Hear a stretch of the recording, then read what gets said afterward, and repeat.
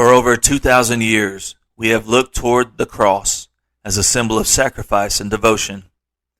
We have crosses hanging on our walls, around our necks, and on our keychains. Have we used this symbol so frequently in our daily lives that we forget its significance? How can we keep the method of sacrifice at the forefront of symbolic Christianity and yet hold on to the one who gave his life a ransom for many? Matthew 20:28. I want to explore Jesus and his cross and hopefully shed some light on the meaning of it all.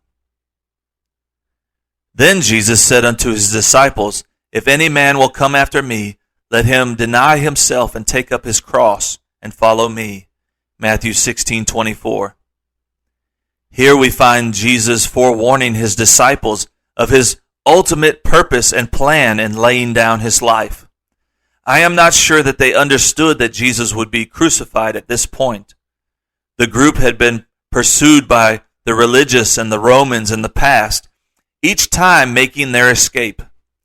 They might have begun to tap into their spiritual potential, as this was after Peter had received revelation and a name change. However, this statement may not have been made before Jesus sent the 70 out with authority. Mark 6 and 7 and Luke chapter 10. Luke 10 verse 1 says, Jesus appointed other 70 also.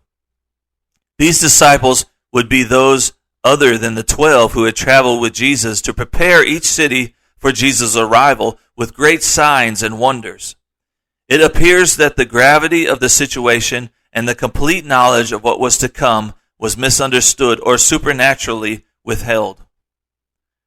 Roman crucifixion was far more than an instrument of capital punishment.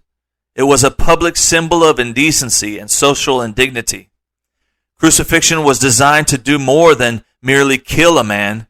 Its purpose was to humiliate him as well. The cross was intended not only to break a man's body, but also to crush and defame his spirit. Sam Storm's 10 Powerful Facts About the Cross of Christ and His Crucifixion, crosswalk.com. There were easier ways to punish a man, but the screams of the crucifixion, the stench, and the days of corpses hanging in public view were all effective deterrents to keeping occupied citizens in line. Prolonged suffering provided public testimony to the lengths the establishment would go to prevent such things from happening again. On a cross, Jesus paid the penalty of sin, Romans 2:23, and burned an image into the hearts and minds of believers for all times. Jesus declared through his sacrifice that this would not happen again. He was willing to see reconciliation through a cross, endure the pain, and die a scoundrel's death. Hebrews 12:2. We cast this image in gold and hang it around our necks. I am guilty of minimizing the significance and wearing a gold anchor cross with a tiny gold Jesus hanging on it.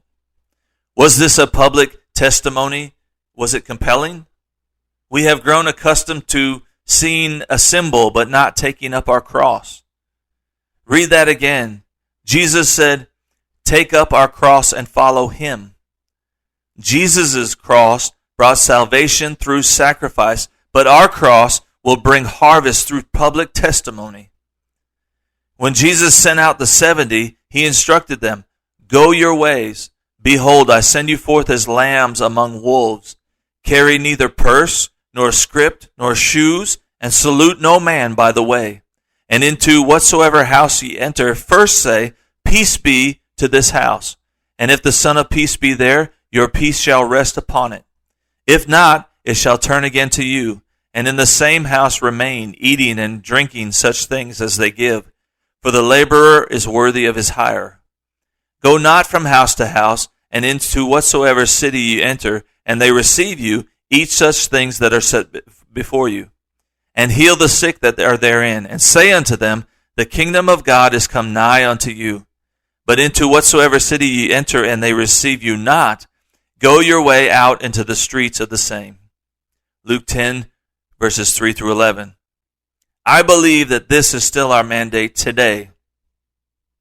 In a world that has elevated self-worth over yesterday's overused symbols, I still cling to the cross of Jesus and do not want to forget the sacrifice that he made and the glory in store.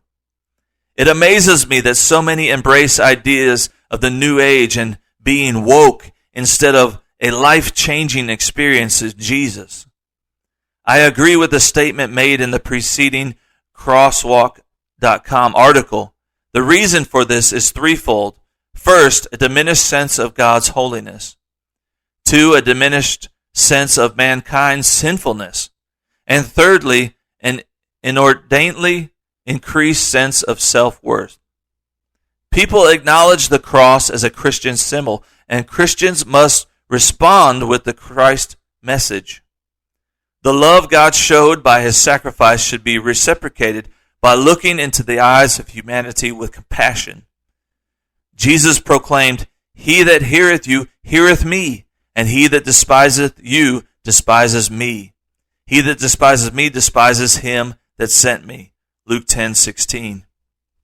Jude reminds us, have compassion, making a difference, and others save with fear, pulling them out of the fire. Jude 1:22 and 23. Not everyone will accept the gospel, but everyone should have the opportunity to decide. We present Jesus in love and mercy. Either way, and you may surprise yourself who picks up their cross and follows him.